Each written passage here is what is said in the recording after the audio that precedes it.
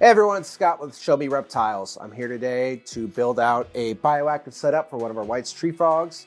We're here in the St. Peter's store. We got this 18-18-36 enclosure we're building out. Our bioactive supply is behind us here. So pop the lid off this. The great thing about these Exo Terra enclosures, they got the double opening doors. Makes it really easy to get in there for maintenance, cleaning. It's also, for a lot of species, less stressful for them. Instead of coming over the top, they take predator, come from the side, it's a lot less intimidating for them. So we'll get started on that. All right guys, so right here we have our watershed. It's our drainage layer. It's our own blend here from Show Me Reptiles. Right next to that we have our bioshield. That's a separation layer from our drainage layer and our soil mix. In this case we're using ABG. It's kind of our own blend of an ABG mix. It's really good for a Forest 4 type environment. All right, so with our Exo Terras, one of the nice things about these enclosures, they come with these nice backgrounds already in there for free with the enclosure. In this case, we're going to leave it in. Some people like to build their own backgrounds. For the sake of time and drying and curing and all that things, we're just going to leave it in for this build. All right, so we're here in a brick and mortar store here in St. Peter's. So one of the great things about that is I've got the pick of the litter for all of our supplies in the store. So I just grabbed a bunch of stuff off the shelf here, and we're going to see how much of stuff we can fit inside this enclosure. All right, guys, now we're getting into it. Like I said, one of the great things about Exo Terra and these front opening enclosures, you got double doors getting here to work. These top screens also pop off on these enclosures that could also be switched out for plexiglass in some cases. In this instance, we're not going to use the plexiglass, and we got a nice work area here. We can leave that top in. So I'm going to start with our Show Me watershed against our clay balls, which is our drainage layer. Start pouring that in. Usually want to get a nice little like inch or so layer in there.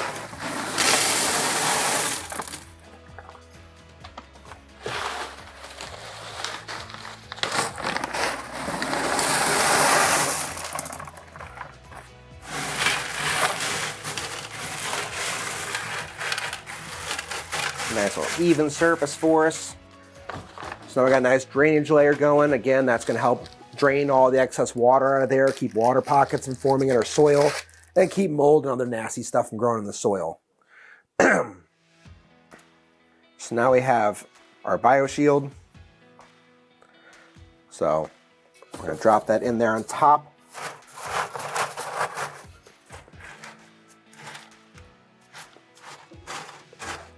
And again, the purpose of this is to keep our substrate, whatever it may be. Again, in this case, we're using ABG, but no matter what you're using, good to have this in there to separate that from your drainage layer, keep your drainage layer from getting all bogged up with substrate. We're going to Show Me ABG.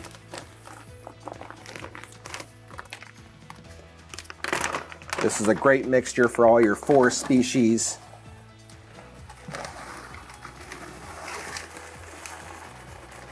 It's got some charcoal, soil, sphagnum moss, a little bit of bark in there.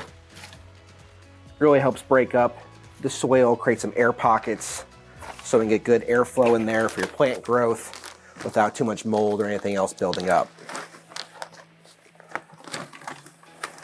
So a nice deep substrate layer, allow root development to take place.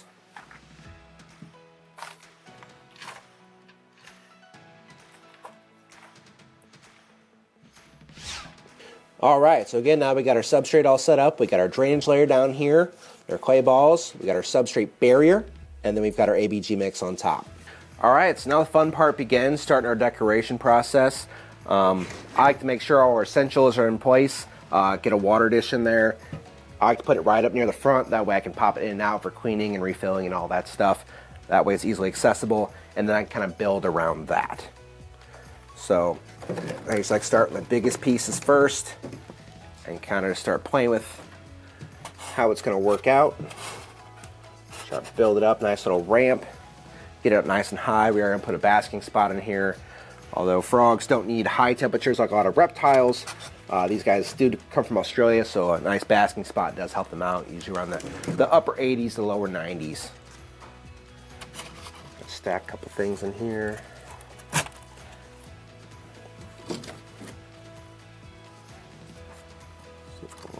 piece through like that. And you just gotta get creative with it. Nothing in here has to stay exactly like it is. There's a lot of species too where sometimes changing things up every couple months is good for them. I like to do that a lot with my monitors. Frogs don't really have as good a memory all the time, so you don't have to change up as much with those, especially if you got potted plants and live plants in there. Just really help hold that in place a little bit. All right, so now we got our hardscape in place. So I'm gonna start throwing some plants in there, kind of working them in where I can fit them in.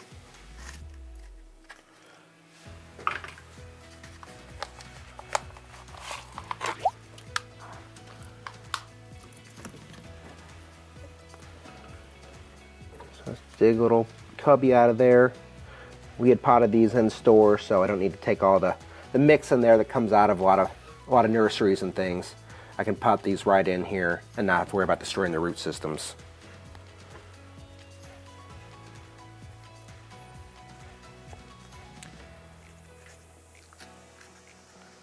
Just try not to make a mess in the studio as much as I can, but it's bound to happen a little bit. Just got those nice and buried in there, covered up.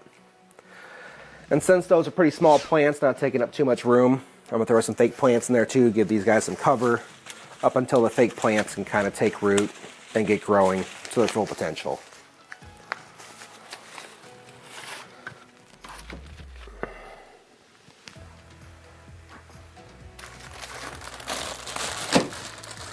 Again, you want to make sure you've got as much cover as possible for a lot of your reptiles and amphibians. They like to have a nice place they can retreat to feel safe. Fluff these plants up a little bit. Slap on some suction cups.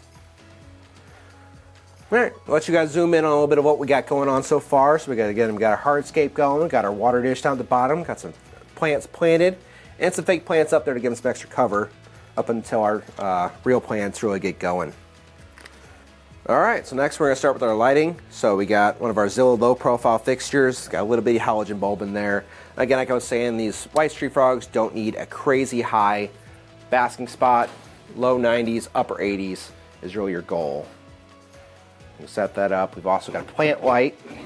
So it's a nice little LED plant light, kind of multi-spectrum here. So that's gonna really help establish our plant growth and provides a nice, clean ambient light in there. All right, so next we're gonna work on the bio part of this bioactive build. So we're gonna throw in some leaf litter here. So we got some magnolia leaves. All right, to crumple these up, make them really easy to help break down, get the process really started. Once you get some good isopod springtail cultures established in your enclosure, you can leave these leaves a little bit more full.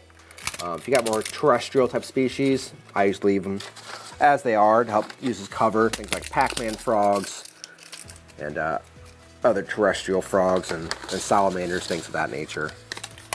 Just break these up, crumple them where I can. Some of them will leave whole, some smaller leaves.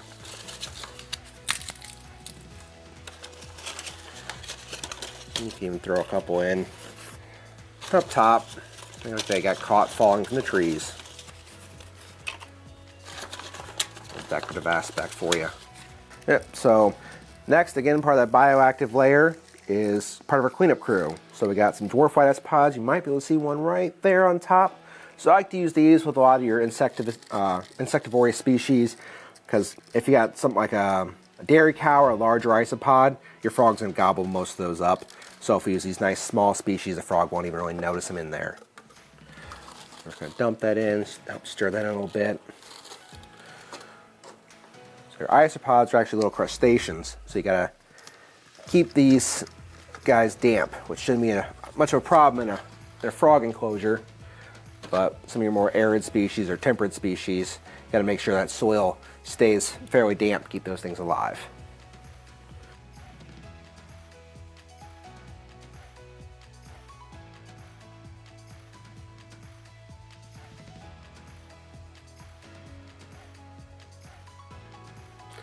All right, guys, now we're just about done. We got our lighting, we got our decorations, we got our water dish all filled up. plants are planted. Cleanup crews in there. Just gonna mist this enclosure down a little bit. Help build up that ambient humidity. Again, these are frogs. Most of the water intake they get is through their skin. So that ambient humidity really helps them out. Dumpy tree frogs are a bit more arid tolerant than other frogs. Not so much as like the waxy tree frogs, who actually sit out in the sun and bask. Alright, so as I was saying, frogs do uptake most of their water and other things to their skin, so you always want to either wash your hands or wear gloves when handling them. I'm just going to pop this guy right in. Oh, he doesn't want to go. He wants to stay with me. Alright. Enjoy your new home.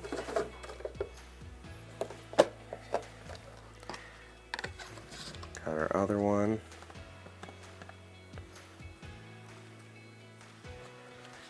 Happy as a frog on a log. Alright guys, I hope you enjoy your new setup.